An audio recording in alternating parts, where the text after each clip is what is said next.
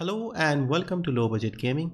A few days ago I made a video where I discussed the graphic card pricing and how they're a bit too expensive, and even the entry level 1050 Ti's are over $150, close to $200 in some cases. This meant that the start of 2018 did not look great for entry level and low budget gamers like us. However, at the recently concluded CES 2018, AMD announced two new processors with integrated graphics cards that should give us a lot of hope. The two major announcements from this CES from AMD was the reduction in prices of the Ryzen processors and the two new processors with integrated graphics. The two processors are the Ryzen 5 2400G with Vega 11 graphics and the Ryzen 3 2200G with Vega 8 graphics. The 2400G is a 4-core 8-thread processor with 11 compute units, and the Ryzen 3 2200G is a 4-core 4-thread processor with 8 compute units. Now, if you're not sure what compute units is and what we can expect, the RX 550, which is entry-level graphics card from Radeon, is a card with 8 compute units, so similar to what you'll get in the 2200G. And this has got 512 stream processors. I believe the 2200G has 704 stream processors, so something similar to this. In terms of performance, we get a chart from videocards.com, and they have the performance numbers for the two processors. So for 2200G, they have tested a few games here. We don't have details as to what resolutions and settings they have used, but Overwatch is on low, but others probably are at normal resolution, maybe 720p, and we are getting 52 frames per second in Battlefield 1, 56 in Overwatch, 45 in Rocket League, 87 in Skyrim, and Dota 2 with Vulkan support is getting 74. They have compared it to the Core i3-8100 processor.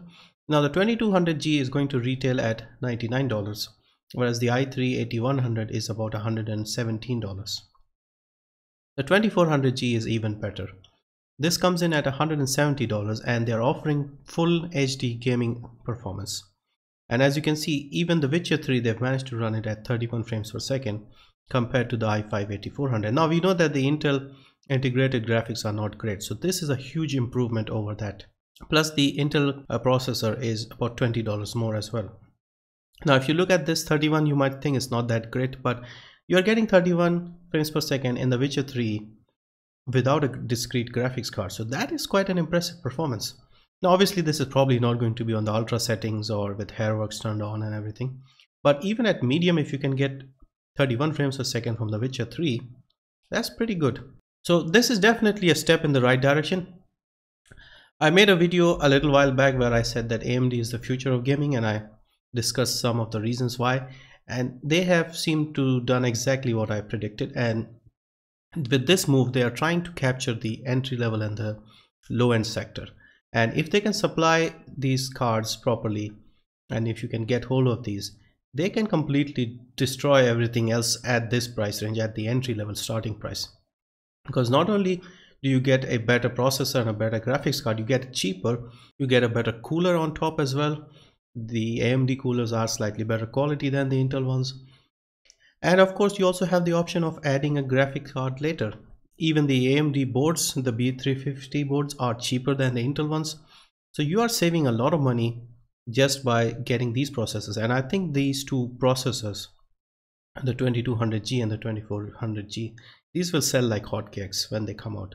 And if you're an entry-level gamer who's planning on building a new PC, then definitely wait for this to come out next month on 12th of February, and you will be in great shape.